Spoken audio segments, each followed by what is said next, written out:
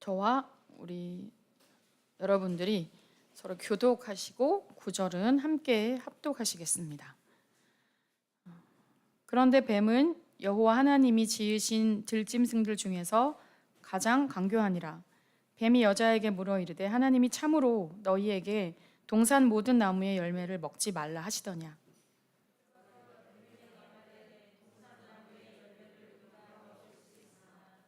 동산 중앙에 있는 나무의 열매는 하나님의 말씀에 너희는 먹지도 말고 만지지도 말라. 너희가 죽을까 하노라 하셨느니라.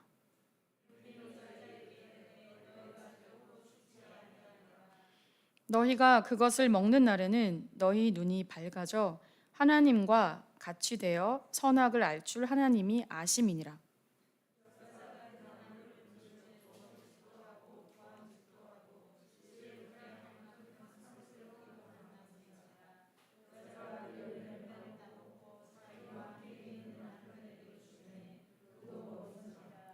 이에 그들의 눈이 밝아져 자기들이 벗은 줄을 알고 무화과 나무 잎을 엮어 치마로 삼았더라.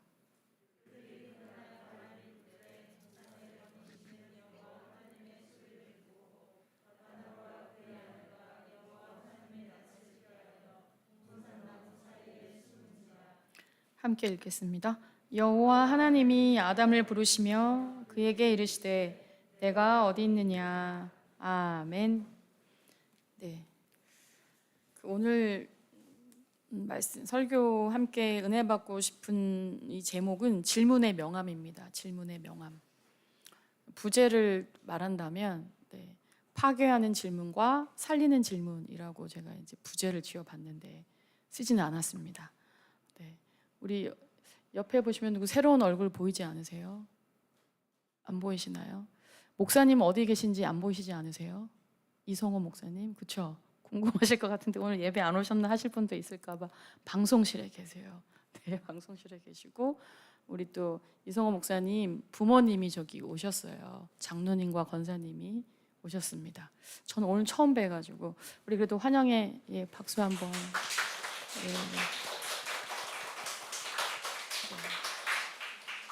잘 오셨습니다. 그럼 오늘 하루를 사시면서 어떤 질문들을 해보셨나요? 질문을 우리가 자연스럽게 하게 되잖아요. 그렇죠? 질문이 왜 중요할까? 제가 나애한테 질문을 해볼 수 있겠지만 제가 이런 질문을 하면 나애가 긴장할 거 아니에요. 왜 나에게 이런 걸 물으시지? 이렇게 해갖고 그렇죠? 근데 우리가 학교 다닐 때 다 학교를 다니셨으니까 선생님들이 질문을 잘하라고 하잖아요. 질문 있니? 질문 없니? 이렇게 질문 있는 사람 말해 이렇게 얘기하지만 질문을 별로 안 하고 살죠. 우리가 학교 다닐 때는. 질문을 해야 하는 이유는 뭘까요? 질문을 하게 되면 그 질문한 것이 오래 기억에 남을 거잖아요. 그렇지 않으세요? 묵상할 때도 마찬가지인 것 같고요. 저는 오늘 이 3장을 읽으면서 교리적 설교를 많이 들으셨겠지만 교리적인 설교는 저보다는 예를 들면 이성호 목사님이나 아마 김찬선 목사님 훨씬 더 잘하실 거예요. 그래서 저는 좀 관계적인 부분으로 이 3장 1절부터 9절의 말씀을 함께 좀 나누고 싶었습니다. 제가 성경에 한번 이렇게 이제 아이들 책을 이렇게 구상을 하다가 언젠가 한번 기회가 되면 성경에는 도대체 어떤 질문들이 있었는지 그거를 살펴봐도 되게 흥미로운 게 많겠다 이 생각이 들었어요. 그렇게 하면서 성경에 처음 등장하는 질문은 무엇이었지? 보니까 이게 이제 3장에 나오게 되더라고요.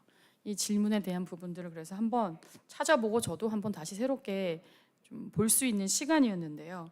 3장에 보면 우리가 생각해 보면 하나님이 먼저 질문하셨으면 너무 좋았을 것 같은데 우리가 읽었지만 하나님이 먼저 질문을 한 것이 아니라 뱀이 질문을 했습니다. 그렇죠? 물론 저희가 읽었던 9절에는 역시 이제 하나님께서 또 질문하신 것이 등장을 합니다. 저는 조금 아쉽더라고요. 하나님 먼저 질문했어야 되는데 뱀에게 왠지 기회가 먼저 간 것 같은 그런 마음이 들었어요. 이 3장 1절에 뱀에 대해서 얘기하고 있는데 히브리어에 뱀에 대해서 나타내는 여러 가지 단어가 있다고 합니다. 사나운 뱀의 속성을 상징하는 단어가 있고 또 맹독성을 지닌 큰 힘을 가진 뱀을 나타내는 단어가 있고 또 그 뱀이 혀를 날름날름 거리잖아요. 그 특징을 삼아서 표현하는 단어가 있다고 합니다. 제가 이제 그 원어는 우리가 기억을 못하기 때문에 말씀을 안 드렸고요. 말을 안 했고, 그 가운데 오늘 이 3장 1절에 나오는 뱀은 나하쉬라는 단어로 사용됐습니다. 나하쉬라는 단어는 마치 사람이 요술을 부려서 사람의 판단을 흐리게 하고 점을 쳐서 사람들을 파멸에 빠뜨리게 하는 그런 사악한 점술가와 같은 그런 뱀의 특징을 표현한 그런 단어라고 합니다. 그래서 간악함을 강조하는 그런 단어인 것이죠. 이 뱀의 특징에 대해서 간교하다라고 말했는데요.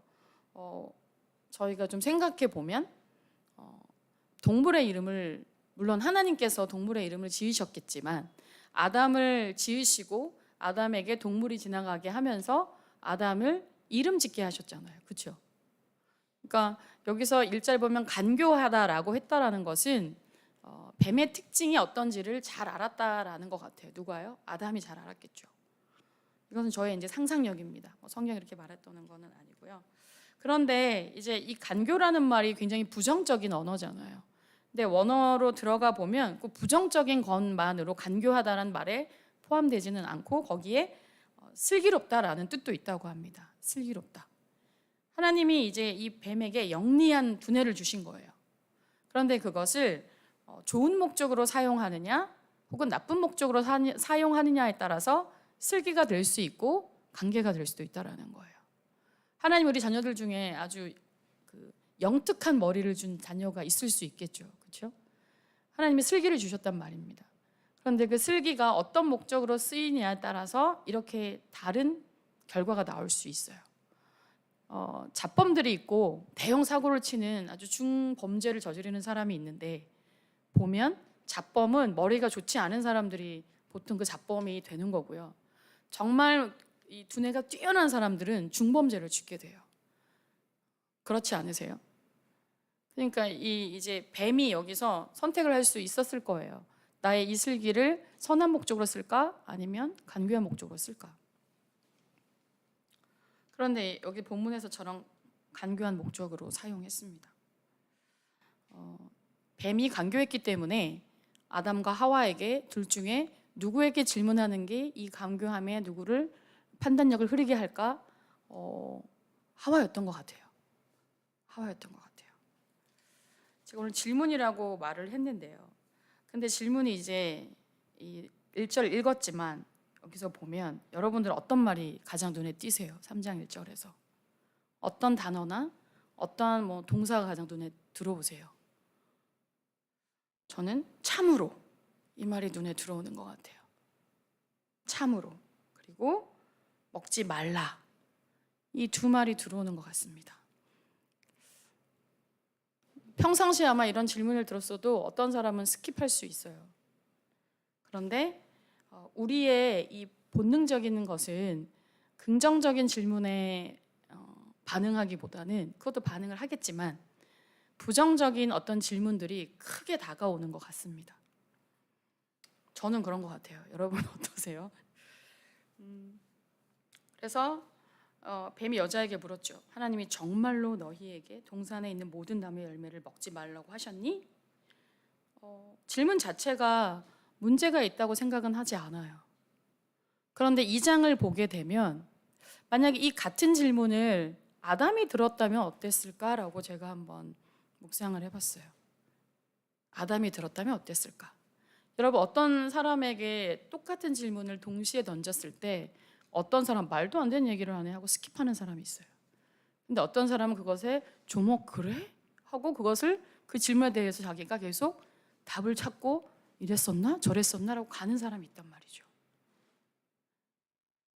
저 혼자 이걸 아담에게 말했으면 왠지 스킵했을 것 같은데 왜냐하면 하나님께서 이 장에 말씀하실 때는 각종 실과를 먹으라고 하셨어요. 부정적인 언어로 사용하지 않았거든요. 선악을 알게 하는 나무의 그 열매를 먹지 말라고 하셨지 각종 모든 동산의 실과는 먹으라고 하셨단 말이죠. 그러니까 아담 분명히 스킵했을 거라고 저는 한번 묵상을 해보게 되더라고요. 대답할 가치도 없는데 하나님 이런 말 한 적도 없는데 왜? 이렇게 했을 수도 있지 않을까라는 생각을 해봤어요. 근데 하와는 정말로 먹지 말래? 라는 그 말이 이제 그때부터 말하자면 그 마음에 파도가 친 것 같아요. 정말로? 그랬나? 그 다음 하와가 이 뱀의 질문에 답하는 것을 보면 우리는 이미 이것을 많이 들었잖아요. 교회를 다녔으니까. 꼬이잖아요. 그쵸? 뭐 3절 여기 2절부터 열매를 우리가 먹을 수 있으나 동산 중앙에 우리가 이걸 많이 들었기 때문에 제가 읽지는 않은데 꼬인단 말이에요. 하나님이 내용상으로는 비슷한 것 같은데 엄밀하게 따져보면 하나님 말씀하신 것과 좀 다르게 말하게 되는 거죠. 참으로 먹지 말라. 여기에서 이제 약간 그 멘붕까지는 아니겠지만 큰 충격을 뭔가 이 하와의 마음속에서 뭔가가 일어났다라는 생각이 좀 가져보게 됐습니다. 근데 저희가 긍정적인 질문에 반응을 할 수도 있지만 부정적인 것에 엄청 반응을 더 많이 해요. 그런데 좀 이상하다는 생각을 가져보게 된 것은 여러분 하와가 하나님하고 친밀했을까요? 아니면 뱀과 더 친밀했을까요? 이거 질문 같지도 않은 질문이죠. 당연히 하나님이실 거니까, 그렇죠? 그러면 우리가 어떤 사람이 동시에 누군가가 질문을 했을 때 우리가 더 신뢰하고 이 말이 맞지라고 해야 되는 것은 우리와 관계가 친밀한 사람의 말이지 않겠어요? 그렇지 않으세요? 우리 아빠가 나에게 말하는 것과 이웃집 아저씨가 나한테 말하는 것 어떤 것에 반응을 저희가 더 적극적으로 해야 될까요? 더 신뢰하는 답을 해야 될까요? 당연히 우리 아빠에 대한 질문이나 그 아빠에 대한 말인 거죠. 그래서 좀 이상했다라는 생각이 들었던 거예요. 왜 하와는 이렇게 적극적으로 뱀에게 분명히 저희가 상상을 해보잖아요. 많은 부분이 생략돼 있기 때문에 아담에게 말씀하셨고 아담과 하와가 부부이다 보니까 당연히 하나님께서 말씀하신 것을 이야기 듣고 또 직접 하셨기도 하셨겠죠. 근데 우리가 이런 함정에 이게 함정이란 말이에요. 오늘 제가 나하시라는 뱀의 그 단어를 사용했잖아요. 순간 판단이 흔들리는 거죠. 잘못된 판단이 일어나는 거죠. 교회 안에서도 공동체 안에서도 이럴 수 있는 거잖아요. 내가 어떤 이런 소문을 들었는데 근데 그 사람은 나랑 별로 평상시 친하지 않단 말이에요. 별로 관계가 깊지도 않아요. 관계가 깊다라는 게 깊은 게 좋은 거고 깊지 않다는 게 나쁜 거 이런 걸 말하는 것이 아니라 그러니까 이 사람이 말이 틀릴 수도 있는데 이 사람의 말에 영향을 더 많이 받아서 어떤 사건이나 어떤 사람에 대해서 오해가 막 빚어지기 시작하는 거예요. 친밀도의 관계로 보면 이 사람의 말에 그렇게 흔들리면 안 되거든요. 왜냐면 제가 이 사람과 친하지도 않았고 잘 모르고 오히려 친밀한 사람의 말을 더 반응을 해야 되는 거잖아요. 그렇죠? 그러니까 제가 파괴적인 질문과 살리는 질문이라는 부제를 지은 건 어떤 질문은 우리의 이 친밀하고 나에게 중요한 사람이라는 것을 잊어버릴 만큼 우리를 흔들어 버리는 내용들이 있다라는 거죠. 근데 우리는 거기에 굉장히 많은 반응을 합니다. 저도 이걸 하면서 생각해 봤거든요. 어떤 사람 말 들으면 사실에 대해서 자세히 듣지도 확인하지도 않고 일단 흥분부터 하는 것들이 있단 말이에요. 진짜? 말도 안 돼. 막 예를 들면 이런 것들. 우리 여기 계신 성도님들이 침착하셔서 안 그러신 것 같아요. 지금 표정을 봤는데 나는 안 그러는데 이런 것 같은데 그럴 때가 있다라는 거죠. 그래서 저는 그래서 이게 조금 이상할 수 있구나. 하와가 왜 친밀한 하나님의 말씀을 듣지 않고 친밀하지 않은 물론 그때는 저희가 하나님 만드신 모든 동물과 저희가 원수 관계가 아니었잖아요. 적대적인 관계가 아니었잖아요. 사자와 그래서 찬양 있죠. 사자와 언젠가 천국에 가면 사자가 잡아먹는 어떤 포식 구조가 다 사라지고 서로 엄청 좋은 사이, 서로 먹거나 싸우지 않는 사이로 지낸다고 얘기를 하잖아요. 이때도 그랬겠죠. 그런 포식자의 그런 구조가 아니었기 때문에.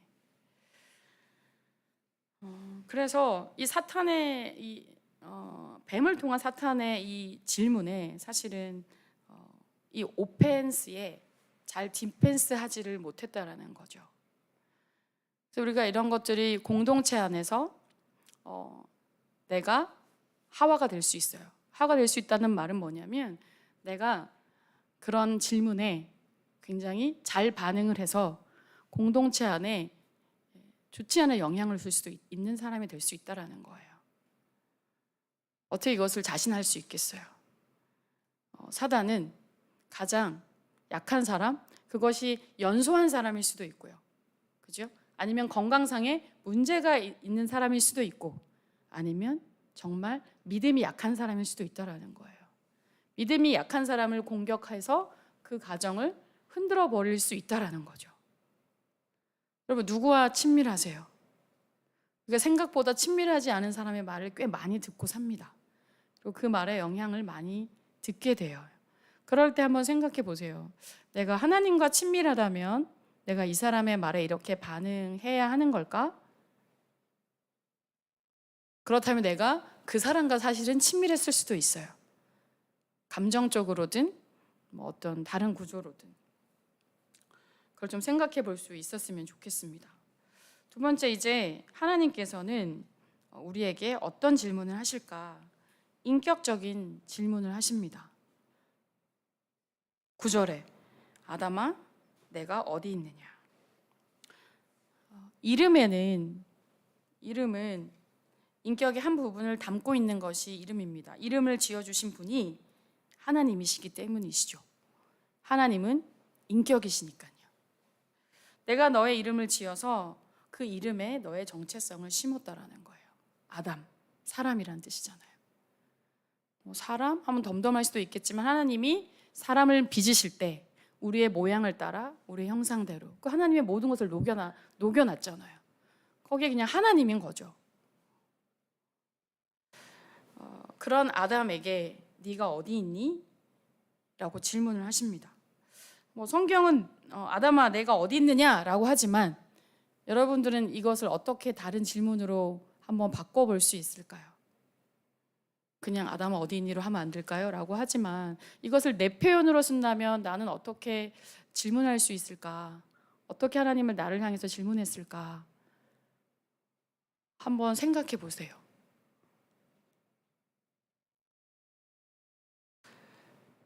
아담아 나 너에게 할 말이 있는데 이렇게 그 점점점 뒤에 이런 말을 쓸 수도 있겠죠.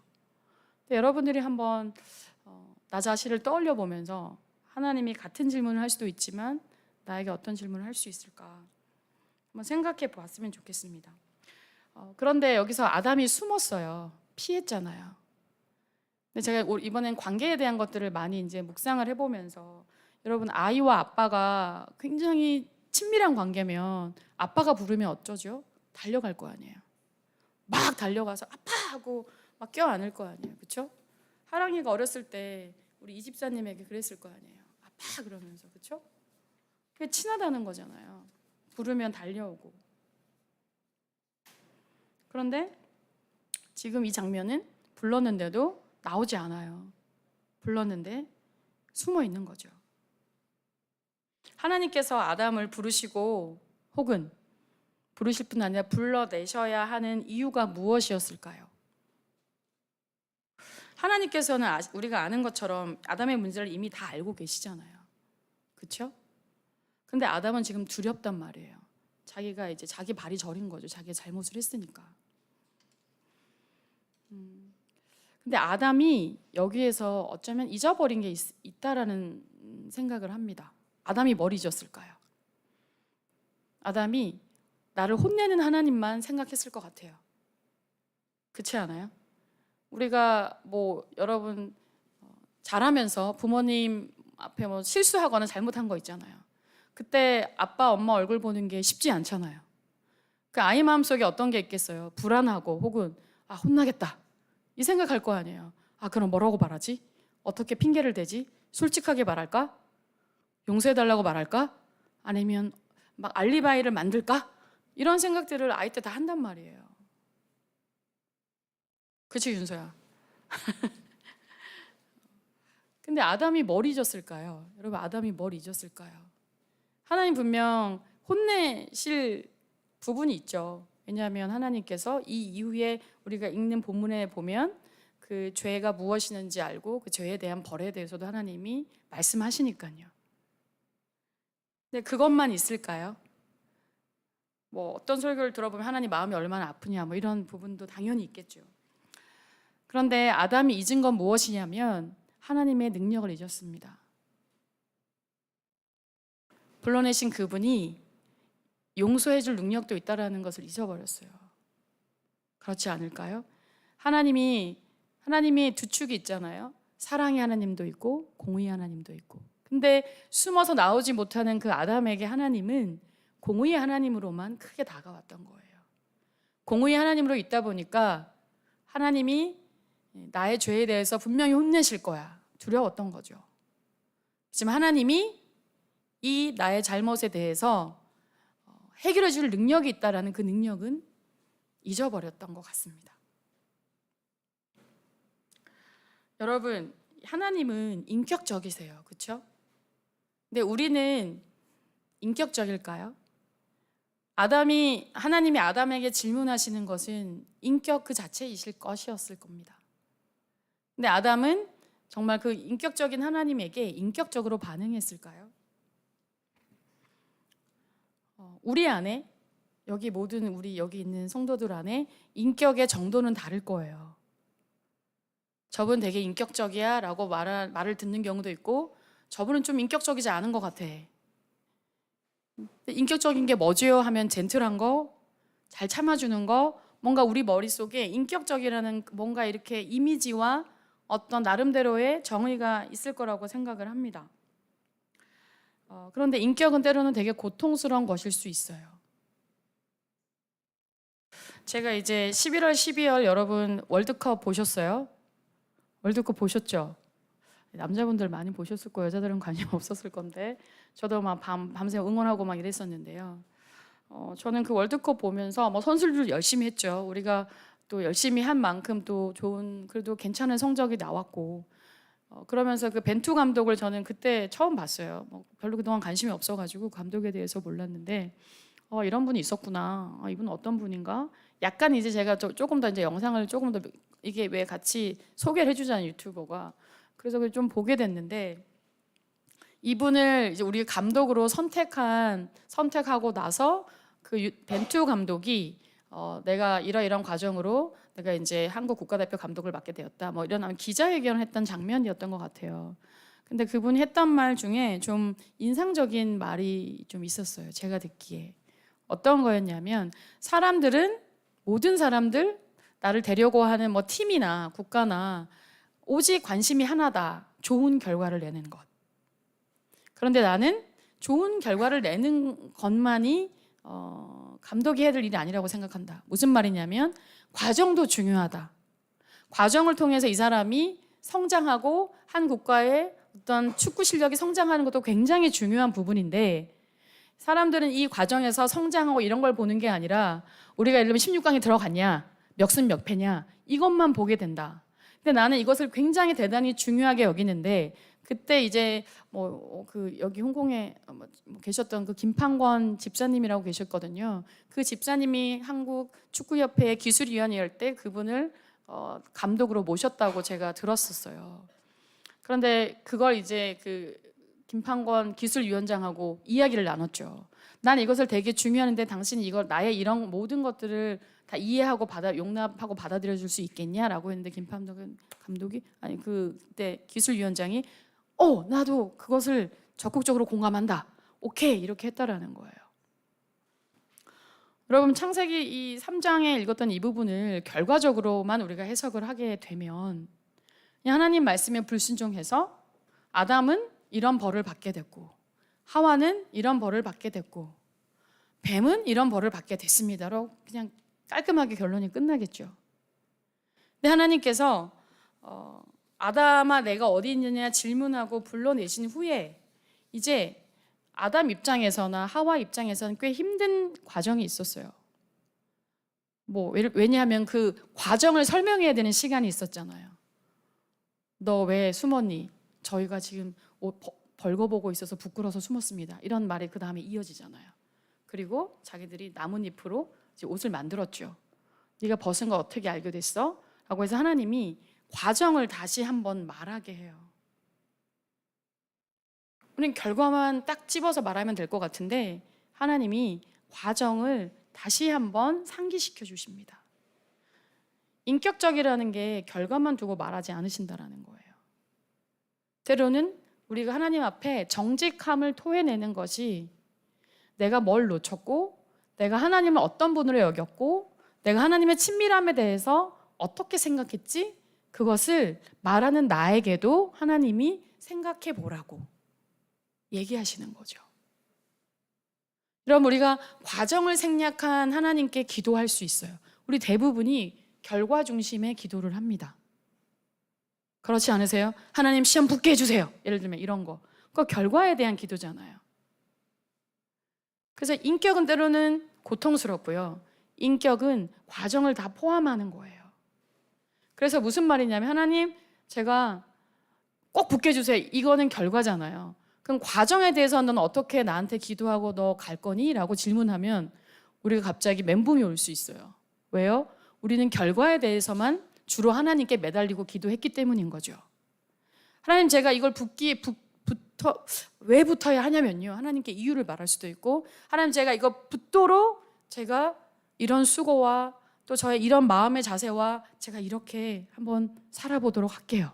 제가 하나님의 이 말씀을 붙들고, 전 지금은 이 말씀이 잘 이해가 안 되고 힘들지만 제가 이 말씀을 붙들고 아침마다 누가 보든 안 보든 간에 제가 이 말씀을 씨름하면서 저 그 과정을 밟아가겠습니다. 제가 이제 이런 거는 나중에 간증, 잘된 결과의 간증 들을 때 들어봤지만 보통 우리의 기도는 굉장히 결과 중심이에요. 그래서 결과가 안 나면 우리가 화를 내는 거예요, 하나님 앞에.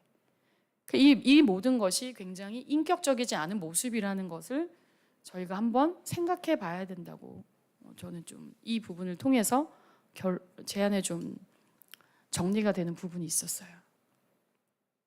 우리가 인격적이시다, 비인격적이다 저 사람이 말할 때 우리가 사실은 하나님과 예수 그리스도를 믿음으로 나와 하나님이 아버지와 자녀의 관계가 되어 가면서 인격이 무엇인지를 저는 배워가고 있다고 믿습니다. 내가 예수를 믿지만 우리의 인격이 영향을 받아왔잖아요. 세상으로 영향을 받아왔고 나의 부모님으로부터 영향을 받아왔어요.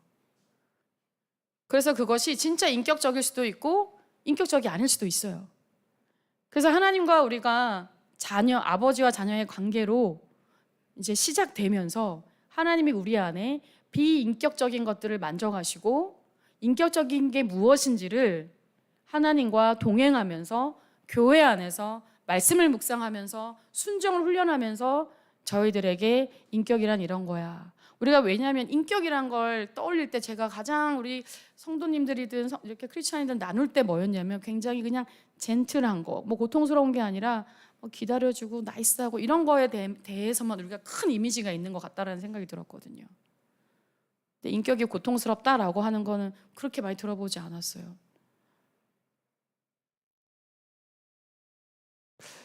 그래서요, 하나님께서 이 과정을 굳이 결과만 말하면 너 이거 잘못했으니까 너 이런 벌을 받으면 돼. 이렇게 하실 수 있었는데 다시 아담이 자신이 어떻게 했는지에 대한 과정을 하나님 앞에 말하게 하고, 근데 뭐 아주 정직하진 않았죠. 자꾸 핑계를 댔으니까요. 핑계를 대는 것이 그게 자신들의 실제 모습이었던 거예요. 인격적인 하나님 앞에 굉장히 인격적이지 않은 반응을 하고 있는 게 우리의 모습일 수 있다라는 거죠. 하나님이 우리가 어둠에 있는 걸 기뻐하지 않으세요. 그렇죠? 숨어 있다라는 게 어둠에 저희가 있는 거죠. 우리를 빛 가운데로 항상 불러내기 원하세요. 근데 우리 안에 하나님과 관계에 무엇인가 죄가 들어와서 혹은 내가 이렇게 살면 안 되는데라는 어떤 것들이 들어오기 시작하면 우리는 피합니다. 저는 이 아담아 내가 어디 있느냐라는 이 질문, 그때 하나님과 아담이 그 숨어서 이렇게 했을 그걸 보면서 떠올랐던 장면이 베드로였어요. 그 닭 울기 전에 너가 나빠 3번 부인하려. 그때 예수님의 눈과 베드로의 눈이 마주쳤잖아요. 왠지 그 장면이 같이 중첩이 되더라고요. 말은 하지 않으셨지만 베드로의 마음이 얼마나 민망했겠어요. 그때 예수님의 눈빛에서 베드로는 어떤 질문을 읽어냈을까, 이런 생각이 들더라고요. 그 가운데서도 예수님은 인격적으로 베드로를 바라봤을 거라고 저는 한번 상상을 해봤습니다.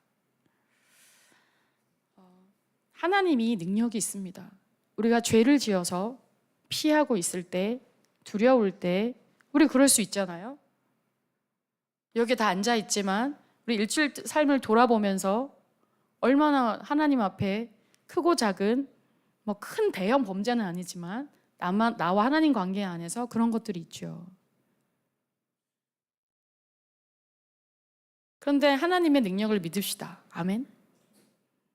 그분이 나를 불러내길 원하는 것. 내가 교회 가기 싫은데 우리 그래도 가자라고 어떤 분이, 그래서 제가 올해 1년 잘 부탁합니다 했던 것이, 우리 마음에 항상 업다운이 있잖아요. 막 뜨거울 땐 교회 가고 싶은데 내가 다운되면 교회 가기 싫거든요. 그럼 옆 사람이 툭툭 쳐서 그래도 가자 이렇게 해서 나오면 하나님 능력을 저희들이 그때 다시 한번 떠올리게 되는 거죠. 그래, 하나님이 능력이 있으시지. 하나님이 나의 이 약함을 강함이 아니라 약함에도 불구하고 내가 하나님을 따라가는데 부족함이 없도록 하실 능력이 있지. 믿으세요? 저희가 숨어 있으면 그 능력을 알지만, 지식으로 알지만 우리의 다른 부분, 뭐 정적인 부분이나 의지적인 부분은 잊어버려요. 네, 믿읍시다. 아멘? 아멘?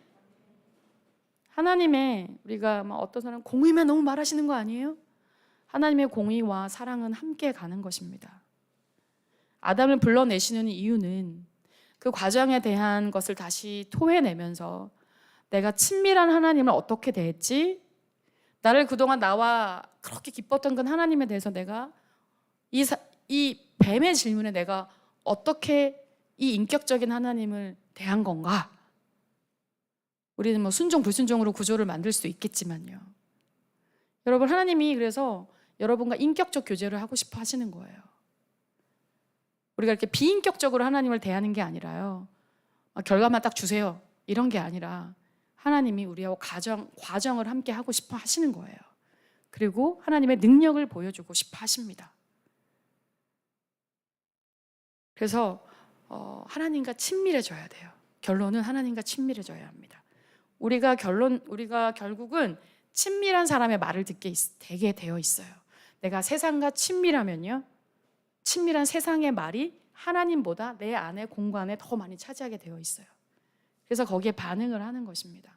반대로 하나님과 하나님 말씀에 친밀하면 세상의 말은 여전히 오죠.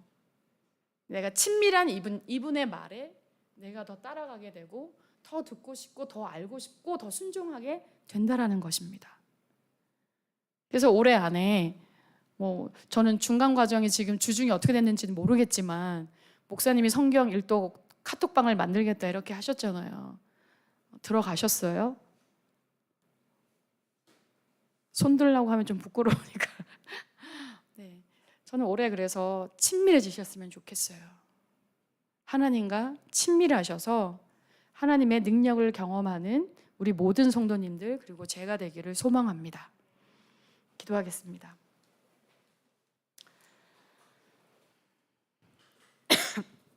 하나님 아버지, 저희는 인격적인 하나님을 알아가는데 참 비인격적일 때가 많습니다. 그런데 하나님께서는 인격적인 게 무엇인지 아버지와 자녀된 우리 가운데서 함께 하시면서 계속 우리 안에 공사하시고 인격적인 하나님을 알아가게 하셔서 우리 이 공동체 안에 내가 만나는 가족 속에서 또 지체들 안에서 인격적인 그리스도인으로 저희를 바꿔가시고 변화시켜 가시는 줄 믿습니다. 하나님, 우리는 숨을 때가 많아요. 때로는 신앙생활 또 열심히 하는 것 같지만 우리 안에 업다운이 있어서 피할 때도 있습니다. 수없이 그렇게 하나님이 능력이 있다라고 그렇게 아멘 아멘 했는데 그런 순간마다 저희는 하나님의 능력이 우리 마음과 생각 가운데 싹 사라지는 경험을 하게 됩니다. 그냥 본능적인 저로 살고 싶을 때도 많기 때문입니다. 하나님, 그럴 때마다 오늘 아담을 불러내신 이유, 아담을 부르시는 이유, 그를 혼내고 벌 주시기 위한 것이 아니라 내가 너의 그 죄와 그 연약을 내가 해결할 수 있다. 그래서 내가 구원자 예수를 보냈다. 그 예수가, 그 그리스도가 너에 있는 모든 죄의 연약함을 담당하여서 그 예수를 통하여서 내가 너와 영원히 아버지와 자녀의 관계로 살아갈 거야. 그 하나님의 능력을 신뢰하고 그 능력을 믿는 저희들 될 수 있도록 하나님 도와주시옵소서. 2023년 저희는 매년 새해가 되면 익숙합니다. 하나님 말씀을 읽어야지. 그런데 하나님과 친밀하기 위해서 하나님 말씀 읽게 해주십시오. 우리는 세상과 친밀합니다. 더 많은 시간을 할애하고 있습니다. 그렇기 때문에 누구의 말을 더 들을 수밖에 없을까요?